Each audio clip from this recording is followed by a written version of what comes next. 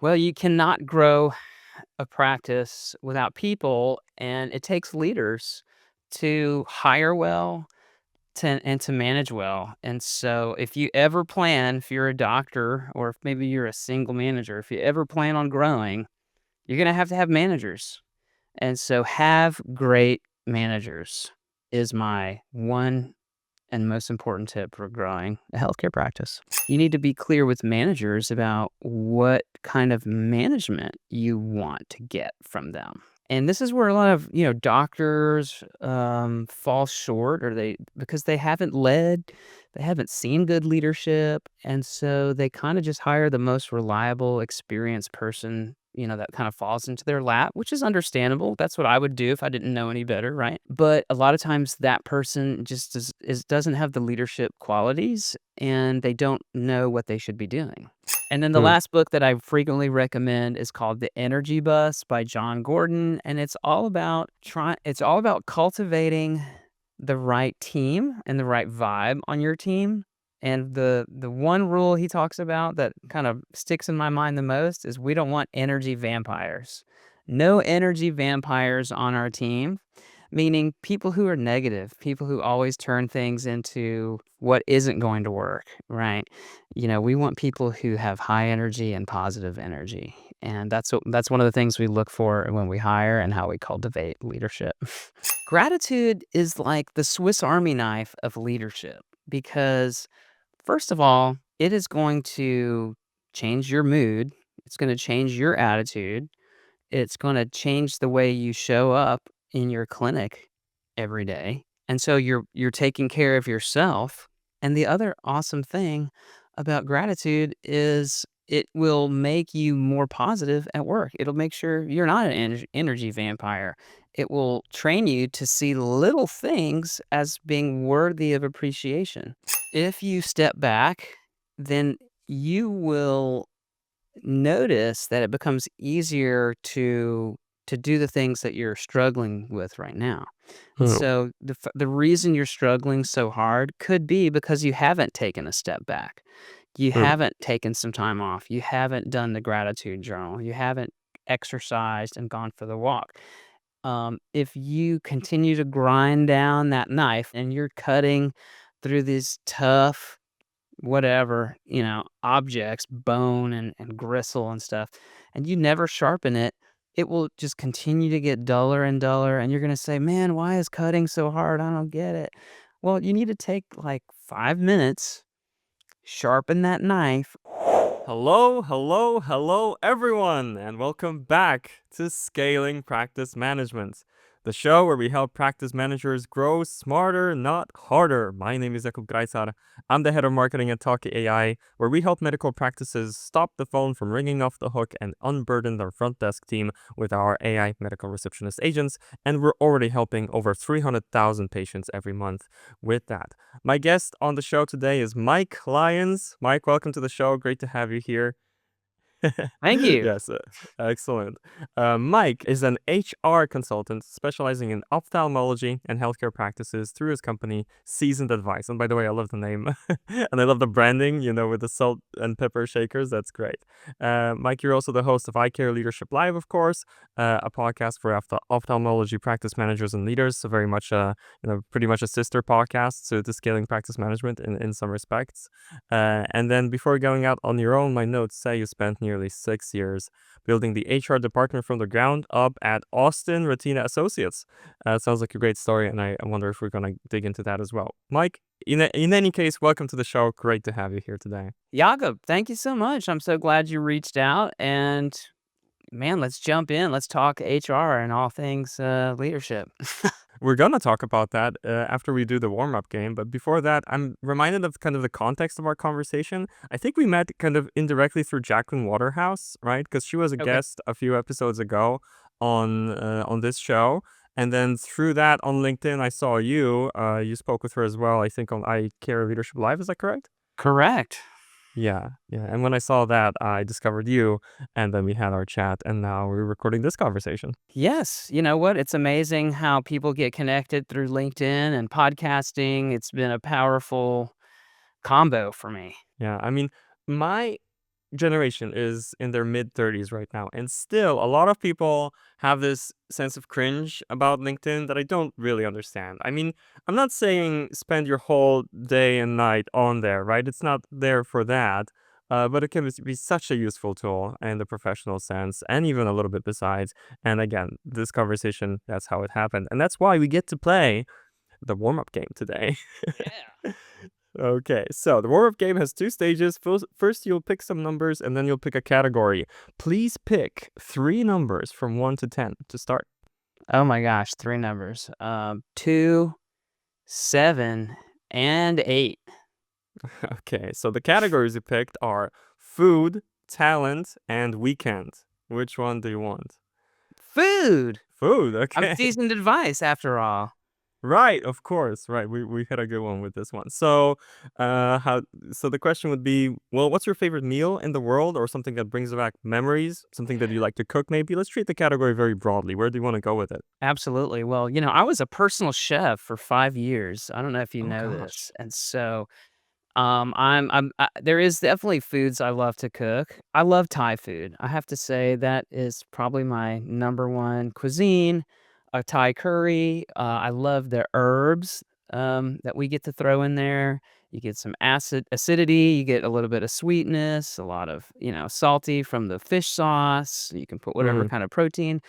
Just, put that over some jasmine rice, give me a little mango sticky rice for dessert, and I'm happy. Stop it. I haven't had lunch yet. You're killing me over here. Hey, you picked the category. No, I mean, I guess I picked it. Yeah, yeah. Well, that's what the warm-up game is all about. That's amazing. You're a man after my own heart here, Mike. I don't have a lot of kind of equipment or like spices in my kitchen, but the ones I do have that kind of go deeper, outside of the regular salt and pepper, I do have the curry, the oyster sauce, a little bit of soy sauce because I do love to go there, even when I have because I'm Polish, right? Even when I have pierogi, right? Yeah. I occasionally season them with like curry and give it a twist like that just Yeah. to make them a little bit more interesting. So I love that. So what is your like top favorite Thai dish?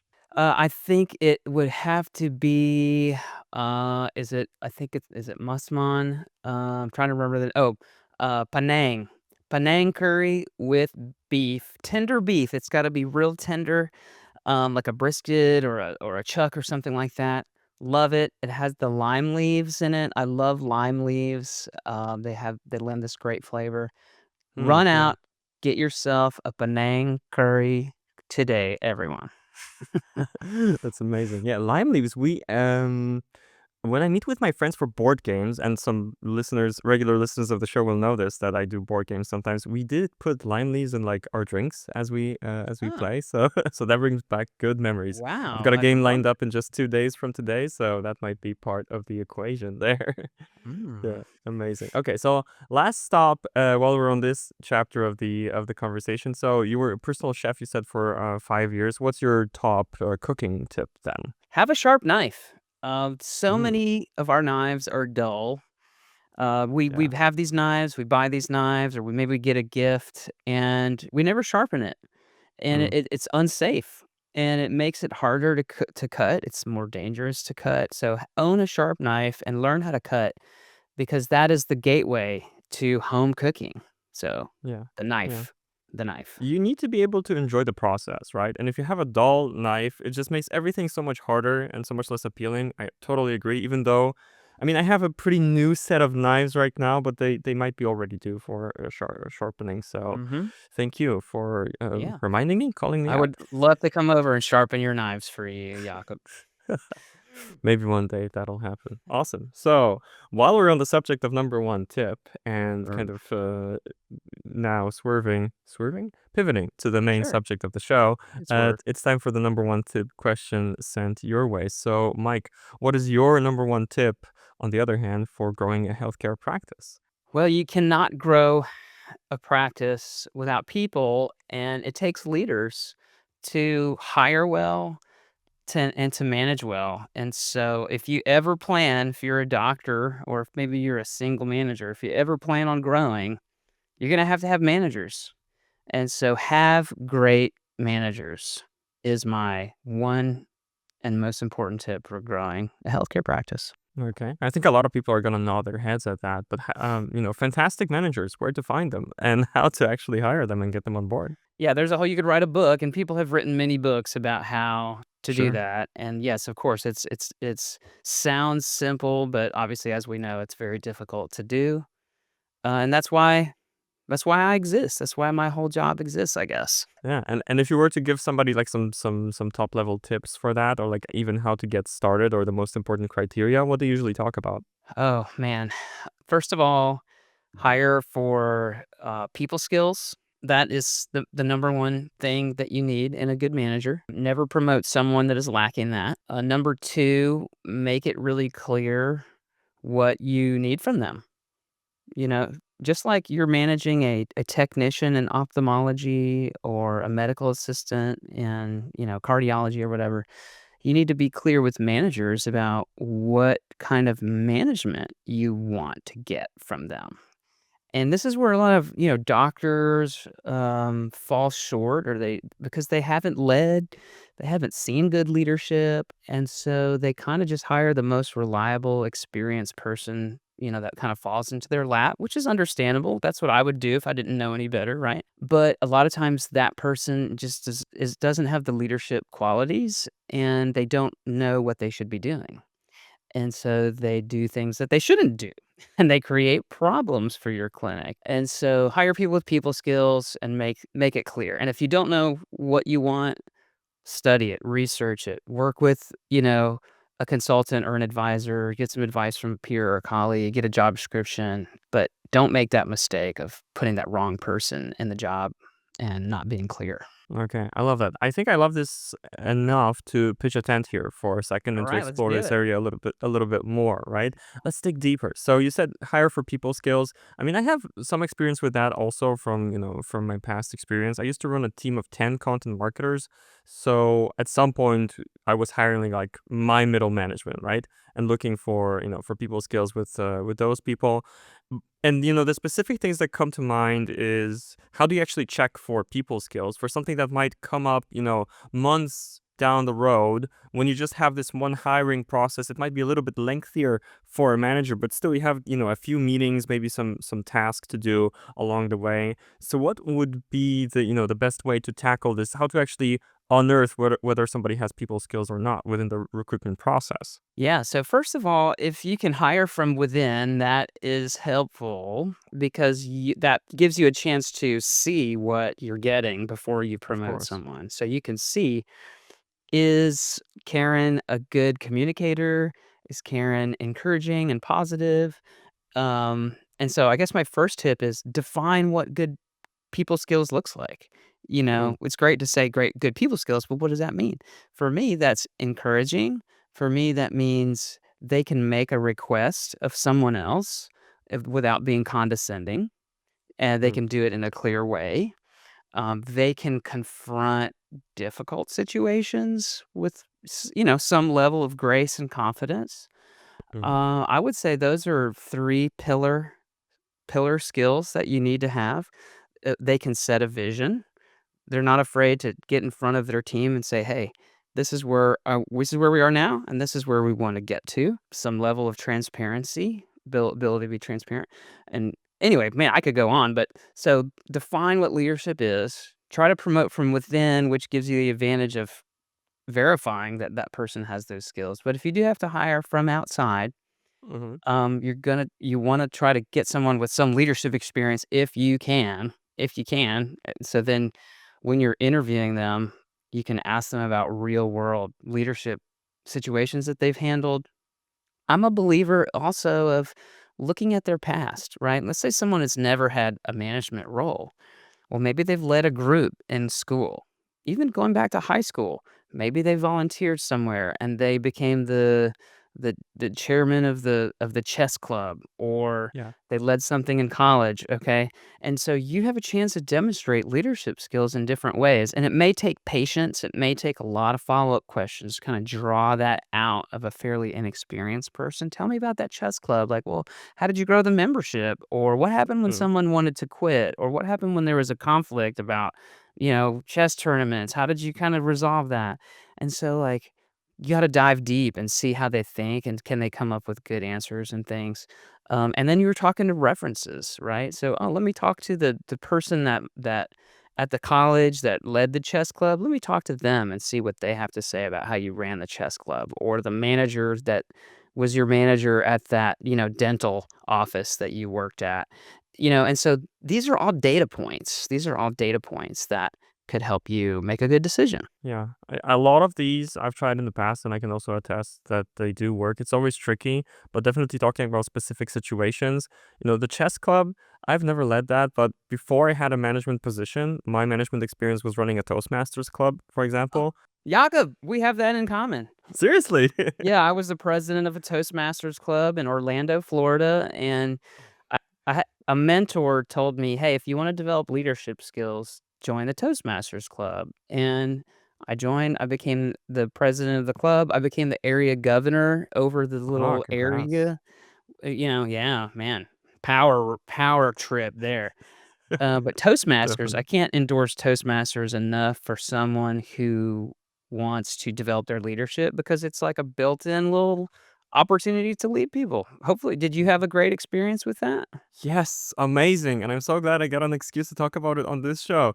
Absolutely the same experience. That was one of the best things I've ever done for my career to join a Toastmasters club. The public speaking skills, I'm using them right now.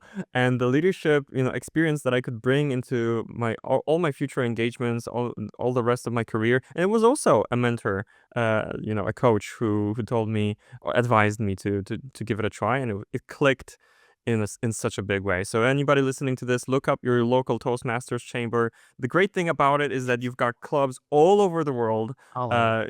From Orlando over here to Poznań, Poland. Like we got multiple clubs even here. So you'll be able to find one close to you, and it's such a great investment. Yeah, or start a club if there is not a convenient one and you have a big enough Yeah. organization, start one. Yeah, there's great resources for that as well. We'll put Toastmasters in the show notes. I Yeah. can't believe it took me like 20 plus episodes to mention that, but that's amazing that I had a feeling, I had an inkling. Excellent. What were we talking about even? Right, hiring great leaders. So I want to also pull on the thread of transparency.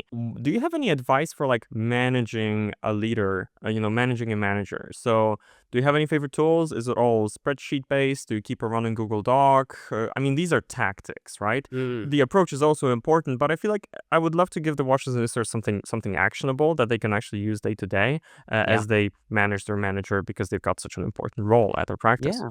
Okay, for sure. Number 1 tip is meet with them regularly and talk Mm, about management. So, what does that mean? I'm talking about meeting once a week. How's the team doing? Who is doing well? Who's giving you challenges? How are you dealing with the people that are giving you challenges? What positions are we hiring for right now? Okay. Are we getting good candidates? How are you going about interviewing them? What types of answers are they giving? You know what? I think I want to sit in on a couple interviews and mm, see how that process goes. You know what? I'm also going to talk to some of the employees that you manage and just check in with them and say, hey, how's everything going?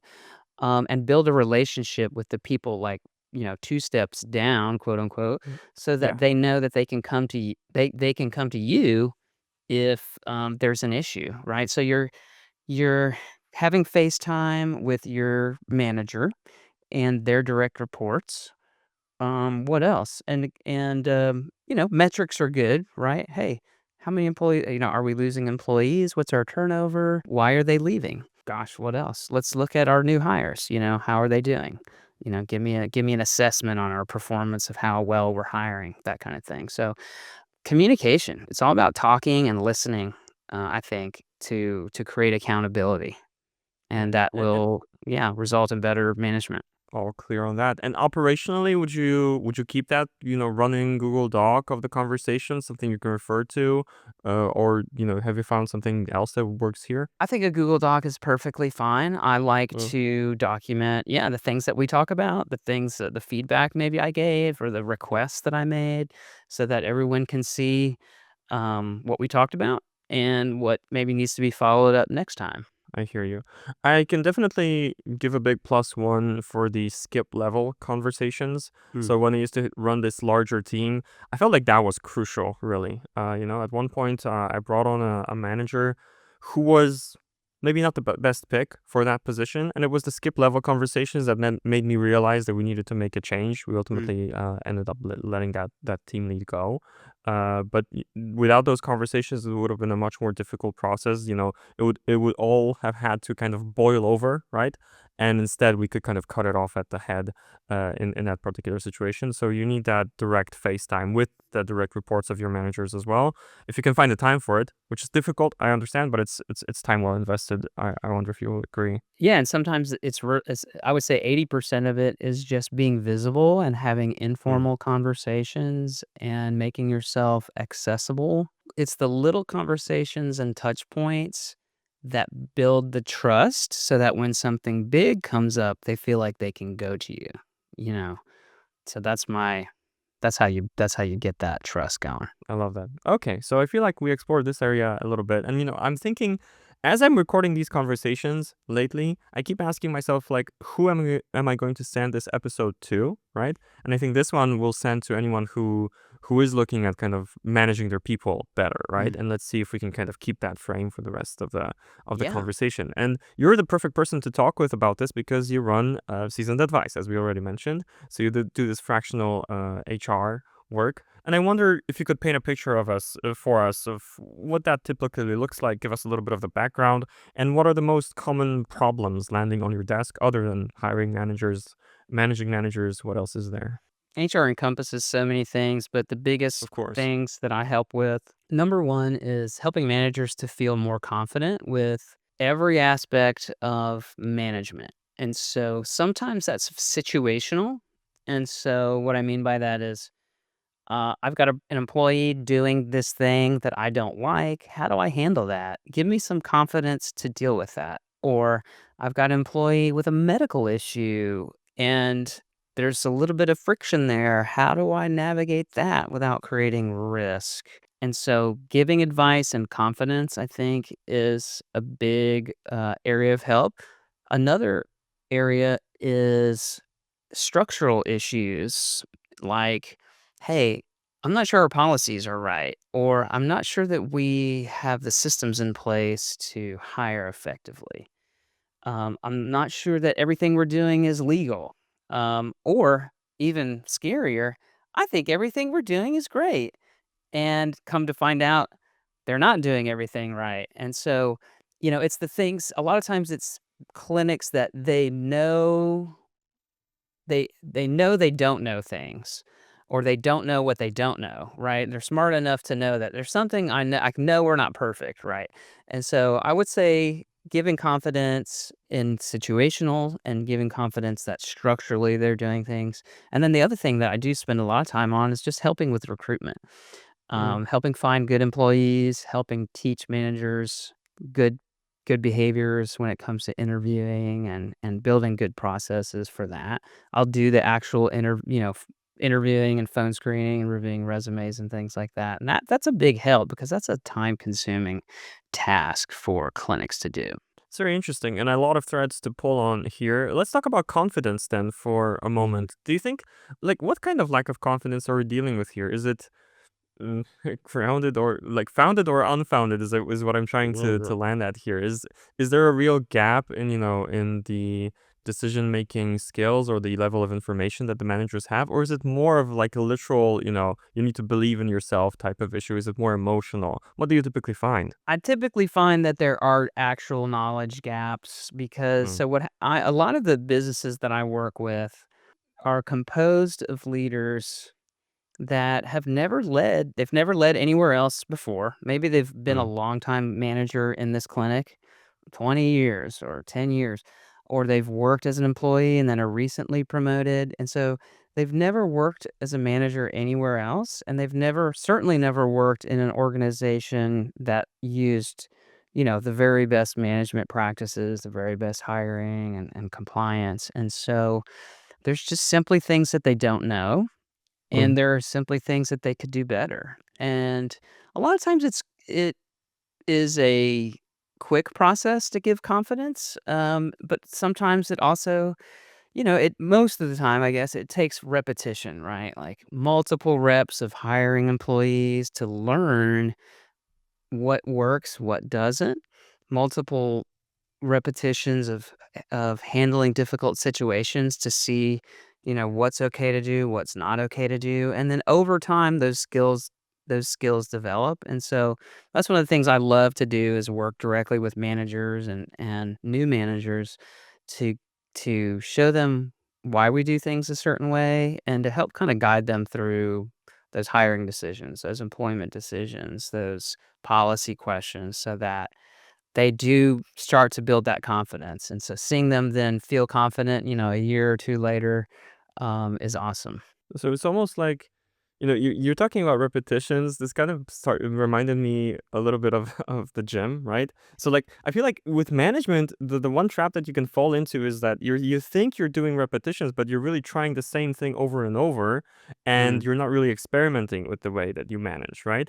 If we talk about like literal fitness, I don't know if you've had this in your kind of YouTube or social media feed, but I see content all the time about how to like tweak the way you work out, for example, right? Or mm. try this new exercise, it's going to help you. With management, this doesn't get floated so easily, right? Because it's a more, focused discipline. It's not something that everybody is engaged in. So I wonder for the, management curriculum, if you will, that you present to these inexperienced leaders, what's on there that you go through to kind of upskill them? So, one thing is, communication, right? Mm, So, having regular touch points with employees.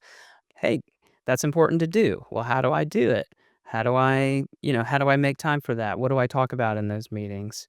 Giving information. I'll give them information about effective hiring, questions to ask, what to look for in those questions, how to follow up, questions to ask when you're checking references, the mindset around hiring, the mm, mindset of we're not going to hire someone who's not a great fit, right? And so sometimes managers get into the mindset of, oh my gosh, I need someone now. Like, I just need to plug this hole. And yeah, yeah. they need someone to give them confidence that, you know what, you're actually going to be better off if you wait a little bit and get just a higher quality person. So sometimes it's technical, sometimes it's mindset, right? How do we look at this situation and realize that there is a long-term value to making a more strategic choice than a kind of a knee-jerk choice. I understand. So there's, Yeah, I mean, we could dig into all of these topics for a 1 hour episode each, I think, for sure. Uh, yeah. But, as a bit of instead, what I would love to ask you is, do you ever direct them to like some external resources, like books they should read? Do you have favorite recommendations for that? I do. I'm a huge fan of Patrick Lencioni. He has a couple of great books that I refer to often. One of them, which I think maybe is the one that summarizes everything the best, it is The Advantage. The Advantage Hmm. touches on so many things for leaders. But I also really like the Ideal Team Player because the Ideal Team Player is a great book uh, for managers who are hiring. It talks about hiring hungry people who are hungry, humble, and smart. And then the Hmm. last book that I frequently recommend is called The Energy Bus by Jon Gordon, and it's all about cultivating the right team and the right vibe on your team.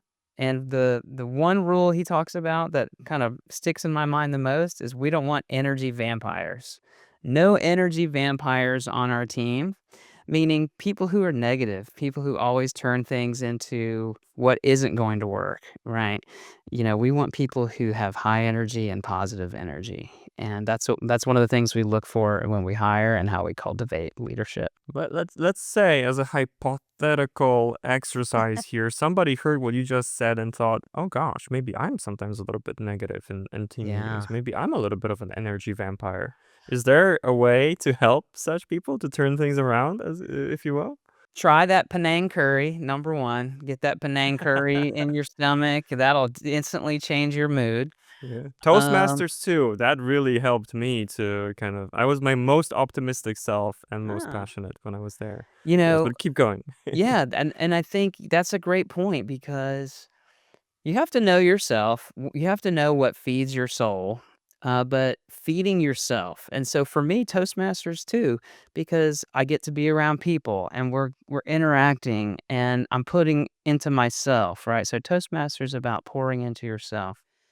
For you, maybe it's going for a walk. I always, when I was working in house and I had to go to an office every day, I would go for a walk and just give myself some time for myself to get outside and think. And so find ways to pour into yourself. If you find that if you think you might be the energy vampire, maybe you're burning out. Maybe you've Mm, been putting everyone else ahead of yourself. mm, And the last thing I would say is start a gratitude journal. Start writing down things you're grateful for. Practice gratitude, and that will start to shift your mindset. It's like you talked about going to the gym and, pumping iron. Well, practicing gratitude is like developing your gratitude muscle. And when you're mm. grateful, it's hard to be negative. All you start seeing more positive things than all these negative things. That's so interesting. I should correct the record here. I typically work out at home, not at the gym. But that's just a detail. As for gratitude, do you know why I ask you this question? Is because I looked at my behavior on some meetings, over the last, let's say, I don't know, year or two, maybe a little bit more. And sometimes I'm the Debbie Downer on the meetings. People listening to the podcast will not know that because I'm my best self when I record Right. these, right? And I do run a gratitude journal, have been for almost 10 years now. But now I'm thinking about it, I think maybe I should kind of refocus that gratitude also towards the work context, right? Yeah. Because typically I'm noticing that now when I write down stuff in my gratitude journal, it's outside of work, and there's definitely a lot of elements inside my work environment that I'm grateful for as well. I mean, our excellent team, shout out to the Talkie team if you're listening to this. You should be. I'm You telling you on better. Slack all the time. Listen to the podcast. So I'm definitely that's meshing. That's connecting quite well. Let's stay on the subject of gratitude then for a Mm, little while longer, because that's I remember our conversation before the show, and you mentioned that this is an important part of the mindset, for running a practice successfully and just as a leadership tool. mm. Okay, gratitude as a leadership tool. Tell me more about that. How does that actually work? Why should leaders actually put that higher on their agenda? Oh man, I'm so glad you asked me that. Gratitude is like the Swiss Army knife of leadership because, Hmm. first of all, it is going to change your mood. It's going to change your attitude. It's going to change the way you show up in your clinic every day. Um, and so you're taking care of yourself. And the other awesome thing about gratitude is it will make you more positive at work. It'll make sure you're not an energy vampire. It will train you to see little things as being worthy of appreciation. So, an example, you have an employee, you have a receptionist in your medical office, and they show up every day. They're kind of quiet and they don't really make a splash, but they show up every day. And you may say to yourself, well, you're supposed to show up every day. Why should I praise you for that? But if Hmm. you are truly practicing gratitude, then you would absolutely say to that person, "Hey, Sally, you know what? I'm so great. You're always here. I can count on you to be here." And that means so much to me. They say sometimes in the sports world that the best ability is availability. And that means that like being Okay. present is incredibly valuable. And so, yes, thank you for being here. Like, it means so much, right? Because when I look around, I see Sam calling in and I see Joe like coming in late. But I can count on you. I mean, you wouldn't say all that stuff, but being grateful. And the reason why this is such a powerful tool is because people want to know that they're making a difference. They want to know they're making a difference. They want to know that you noticed. You know what? Jakub never notices that I'm here every day. They go home to their girlfriend, boyfriend, spouse. Jakub never I'm there every day, and he just never Oh gosh. mentions anything. I don't think he cares about me. And so you've gotta mention it. You've got to show that you're noticing. And then the Mm, other thing when you are expressing appreciation, by the way, is you wanna say why. So, mm, "Sally, you're here every day. I truly appreciate that." And that means, when patients come in, they won't have to wait in a line to check in. There's always a smiling face because you're here, and if you weren't here, they might have to wait or they might not, get they might be in a rush, and we might get inaccurate, information because 'cause we're all rushing around, and so just having you here every day, it's great, and I appreciate and you always have a smile, thank you. And so that two-part thing of "What's is what I noticed, and this is why it matters," is so key. So, anyway, back to the point is gratitude is so powerful for you and for changing the culture. Talk about energy bus, man, gratitude is where it all starts. I love that. I absolutely do. And I really like how you mentioned in particular to point out the second order effects, so to speak, of, of the work that, or just the effects. I don't think I need to use second order here. Just the effects of the work that the people are putting in.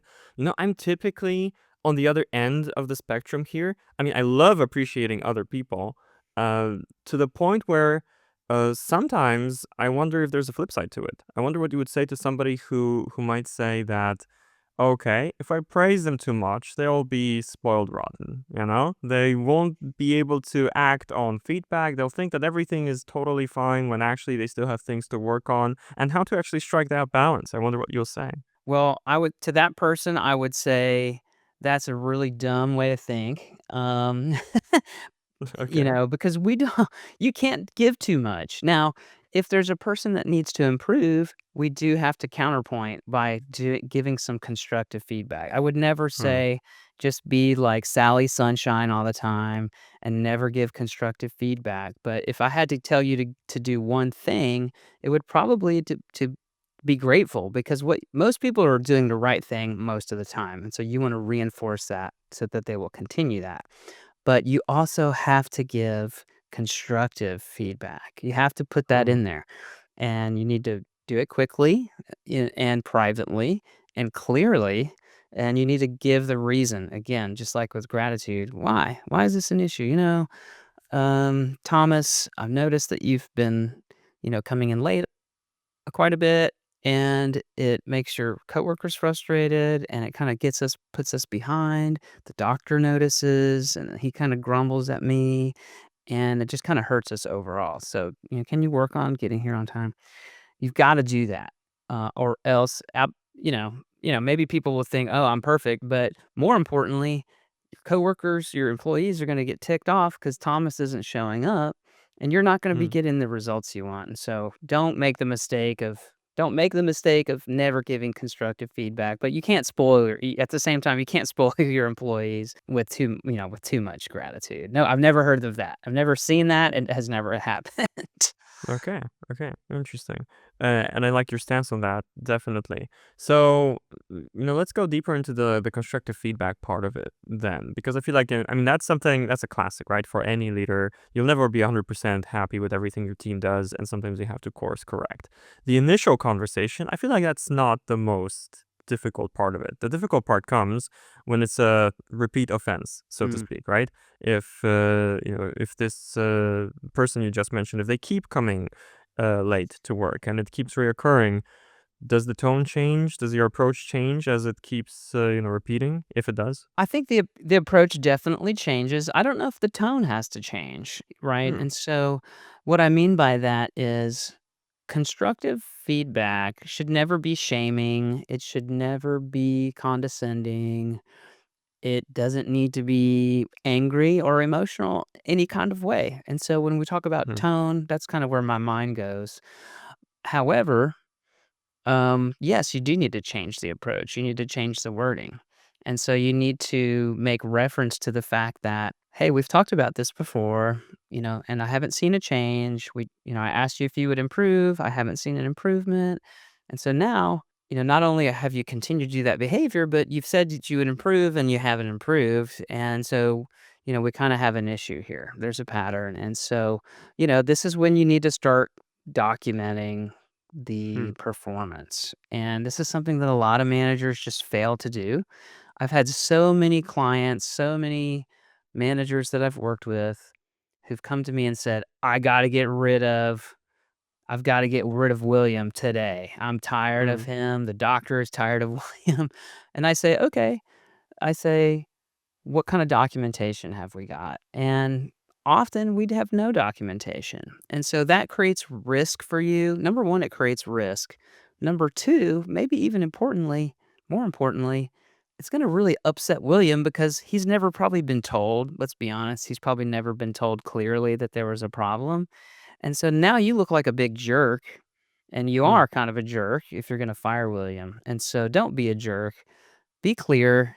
Documentation is actually kind because it gives them clear direction and gives them, and I most of the time people do improve, I would say. Most of the time people do improve when they're given clear feedback, and especially if it's in writing.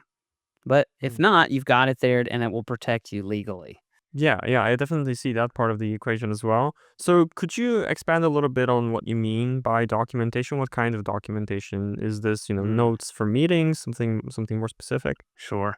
So you've got to create some kind of a record that a conversation took place, Mm, and you want to have some kind of documentation that that person was there for that kind. It wasn't just you talking to yourself. sure, of That course. either they sign it or you send it to them in an email, which shows that they received it. But you need to explain what the issue is, why it's a problem, and what your expectation of them is, and then what the consequences could be if things don't change. And like I said, this is a kind thing to do because it lets them know, oh my gosh, there's a real issue here. So, and that documentation will help you because if they ever accuse you of not having communicated, or then you can show that you've had that conversation. It was a violation. You'll be able to show that, hey, I set out an expectation, they crossed that line, and I did Mm. what I said I was going to do, which was, further disciplinary action. And then you tend to have better outcomes in a legal stance. Yeah, you're mentioning the legal aspect of it once again. So, uh, what do you mean exactly by that? So, Mm, what is that layer like? I think some of the watches ministers are going to be aware. Maybe many of them, not to the extent that they should be. Right. That's why we're interviewing experts like yourself. So, what should yeah. they know? Oh my goodness. Well, there's so many legal traps that you can fall into. So Mm, one of them being, someone can say that, well, first of all, someone can say, "Hey, I thought I was gonna, you owe me a job. I've been here for so long," and they could make an argument in a court of law that basically, that their job should continue, and you've taken it away from them without due process. That's kind of a hard argument to take, but some people have tried to do that. Another one is some employees will say that I was terminated for false pretenses, meaning, mm, you didn't really fire me because of my performance. You fired me because you didn't like the harassment allegations that I made, last month, or the workers' compensation claim that I made, a year ago. Or you didn't like the fact that I am a little bit older, So, that's the biggest reason. That's the biggest protection, and so you can say, "No, I've got documentation here. We talked about this, had nothing to do with your claims that you made," which we investigated thoroughly, by the way, and it had everything to do with these, communications that we've done. So another example would be, someone makes a claim. Let's say someone makes a claim of harassment, but they have been a poor performer. And this happens so often. A person who's not performing well and you've had conversations with them, then they make some kind of a claim. Now mm. it's very difficult to go back and say that they were a poor performer if you hadn't already documented that. And so you just have more risk. You put yourself at legal risk there. They could sue you under U.S. federal law for discrimination, or any number of routes. I see. So it all drives home the point of the importance of documentation. And can I just say, I mean, this isn't just on the dark side of HR, or on the side of on the side of these difficult situations that we have. I think it's also very important to document the wins as well, right? Mm. Just coming back, I guess I kind of want to leave the dark place for a Oh while. gosh, thank Uh, you, thank you. Yeah. that was stressful. So, you want to document the wins as well. You can't always give the feedback or like the kudos in person right away, right? But you still want to remember. I think people appreciate it very much. I know I do, where it's the end of the month or the end of the quarter, even, right? There's a team Yeah. meeting and somebody says, and the leader says that, I remember, Jakub, for example, what you did in January, right? That really set us up for success throughout the rest of the quarter. So yes, I think it goes for Sure. both sides, but definitely, for the legal side of things and the risks that we mentioned, it's important as well. So Mhm, mhm. one thing that's crossing my mind related to all of this, I think, with discussing these kinds of topics, there's always the issue of bandwidth and capacity, right? Because some of the watchers and listeners are going to hear all of this and they're going to say, yes, I know I should be doing all of these things. Practicing gratitude, doing more documentation, maybe being more conscious or conscientious with my hiring process. But I'm just stretched so thin as a manager. Managers have it hard just in general, and in healthcare even more so. So I wonder if you have Mm, any, relevant advice for somebody who feels like they're stretched thin, how yep. to take better care of themselves when they feel like they can't step back from things that much. So my first advice is the if you step back, then you will notice that it becomes easier to do the things that you're struggling with right now.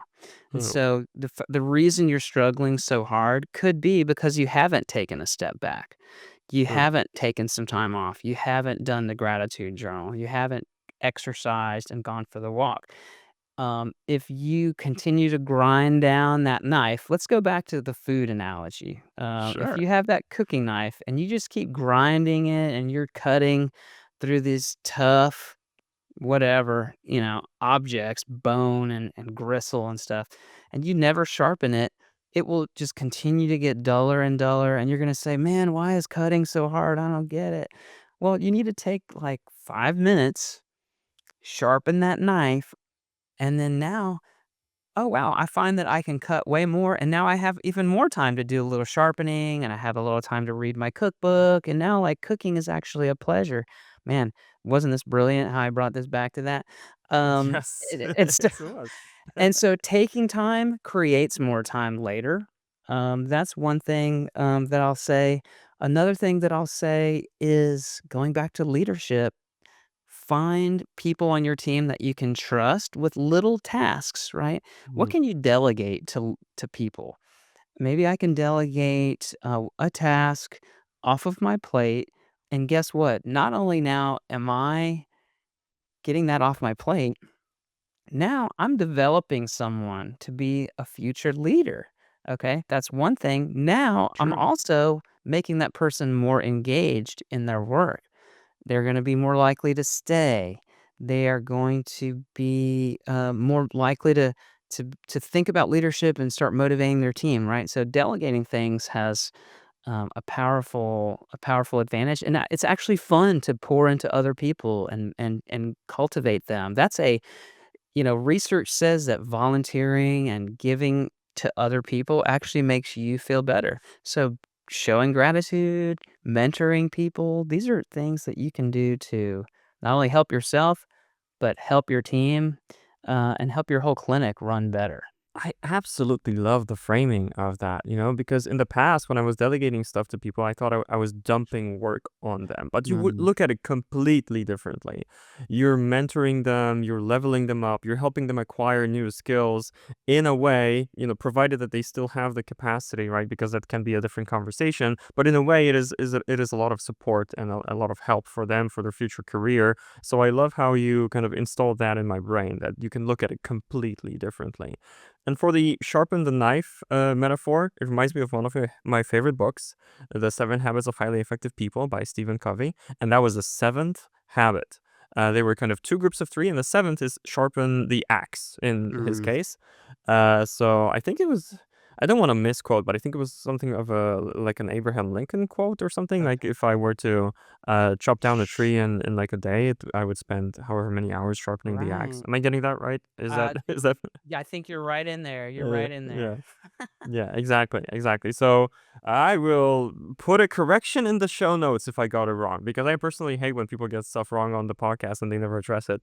But yes, that definitely makes a ton of sense. Make your body feel good. We mentioned the gym, we mentioned food and cooking, and these can feel like tangents for this sort of conversation. But honestly, we neglect the fact that we are physical bodies doing a lot of mental work too. But the walk helps so much. Good food helps Mhm. so much. Good sleep helps so much. Oh, So huge. yeah. It's not the first time you're probably hearing this, washers and listeners. It's not even the first time we're talking about this on this show, which is like a year old at this point, which really drives home the importance of it. But anyway, thank you for sharing that on that topic.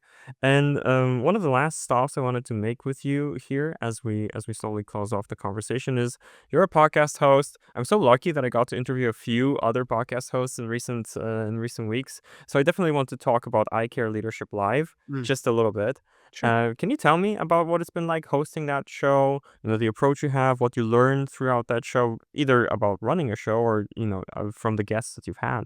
Having a podcast has been just the funnest thing. I have to say, when I was a child, I would take these cassette tapes and I would record Mhm. myself pretending to be a radio DJ. That's And so I'm cool. getting to live my fantasy of being a radio host by doing Mm. podcasts. It's truly a childhood dream come true. So that's number one. Number two, it's been a wonderful way to connect with other people. So, Jakob, you and I have connected, and I feel like even here in this show, we have the music thing in common, we've got the food thing in common, we've got the Toastmasters thing in common. But having guests on my show has been just so fun to help me to get to know them and create a bond with them. And we're giving back. People that talk for a living or they talk as part of what they do, they wanna share. They wanna share the things that they know, and I just love giving people a way to do that. And yeah, just from a technical standpoint, it's just been kind of fun figuring it all out. And so if anyone has ever thought about having a podcast, I totally encourage you to give it a try. I would love to chat with you about how I did it or how I do it, and, would love to see other people get into podcasting. Yeah, I think so too. So a couple things I mean, I'm very passionate about this form. I even started my own personal podcast on the Mm. side. You have to message me on LinkedIn, watchers and listeners, to find out about that, because I'm not putting that in the show notes. It's a secret, half secret. But either way, it definitely helps with making connections. It definitely makes for a good opener for making new connections in your career, which I think can be very very useful. And the deep conversations, look, you don't necessarily, if whether you're looking at a podcast for your career or just personal, you don't necessarily need to think about having a very large listener base. Mm. In many cases, for me, the deep conversation itself, kind of the connection that you make through that, what you learn, what the guest learns about themselves through the conversation, that is valuable in itself, even if not very many people see that, or you just send it to a few people about whom that conversation will be relevant to them. That is the one thing that I think people aren't seeing about podcasts. You don't have to be or try to be the most popular podcast in the world, and there are so many Mm. wonderful niches. I mean, yours is just eye care leadership. It would definitely be interesting for me, or for you to mention who you're looking for the Yeah. podcast, in case anybody's listening. Absolutely. So I love talking to people who focus on ophthalmology and optometry. Anyone who wants to help ophthalmologists and optometrists run better practices is who I want to talk to. I've had optometrists, I've had ophthalmologists, I've had marketing leaders, I've had operations leaders, I've had coaches, mindset coaches. So, if you have something to contribute to help people be lead eye care better, I would love to chat with you on tape. Yeah, exactly. And live the radio host fantasy. I can definitely relate to that. And you said marketing leader. So what I'm hearing is there's a chance. Maybe we'll chat There's again. there's a chance. Excellent, excellent. That's so great. And well, I mean, there's a ton more we could touch upon. But I think at this point, I would ask you to kind of help the watchers and listeners find out more about you, find out more from you. Where can they access you, your content? Where can they find you so that we put it in the show notes and they stay in touch? Yeah, absolutely. Yeah, you can search for me on LinkedIn, Mike Lyons, and if you wanna add SPHR, that's the Senior Professional in HR certification, Mike Lyons, SPHR is a great way to find me on LinkedIn. I'm at seasoned-advice.com is my website, and Great then domain name. Can I just say great domain name? oh, thank you. And then the podcast, I Care Leadership Live, check it out on Apple, Spotify, YouTube. Would love to connect with you and learn more about what you do, great listeners out there. Yeah, exactly. Definitely a great connection to have. I've listened to some episodes of your show and I really appreciate the diversity of guests you've had and some of I listened to a recent episode. I am blanking on the name of the guest, but I will put that episode in the show notes. Mm, Her approach, just, in terms of a positive mindset, that was one of the recent ones. So okay, maybe, sure. yeah. So, that one really inspired me, not just for my, healthcare marketing career, but in Okay, general. cool. In general. So I'll put that in the show notes when I remind myself of that episode. Excellent. Yeah. So my insurance question, Mike. Anything else that you wanted to add on to what we discussed today for for the people struggling with or maybe looking for ways to get better with management leadership that I neglected to ask you about that you wanted to also share before we close out? Get help, get help. We often Get try to do therapy. things. Yeah, get help. We often try to do things ourselves, and finding a great person to give advice. So many times in my life when I've been going through difficult moments, Mm, personal, professional, it was another person who was yeah. able to give me an insight or advice, and that's what moves us forward in life. If you could do it all by your I don't know anyone that's a truly self-made person. We've all learned from other people a lot, whether it was watching someone do it or having someone mentor us or a podcast or something we learned from a book. You don't come out of the womb knowing how to be awesome at the things you wanna do, and so just Yeah. get help from someone and join a community or get a consultant or find a friend and commiserate and learn from each other. It all happens through connections. We're a social animal. It's been said. It might be trite advice, but honestly, it bears repeating. I'm gonna repeat it. And on the subject of nobody being self-made, on my personal podcast, that's like the leading thought. That's so interesting that you Mm, mentioned it in almost the exact same words. So yes, so that means I definitely agree with that. And I mentioned. I just want to say one thing. I mentioned therapy maybe in a joking manner, but actually that can be a big help if you're in a management position.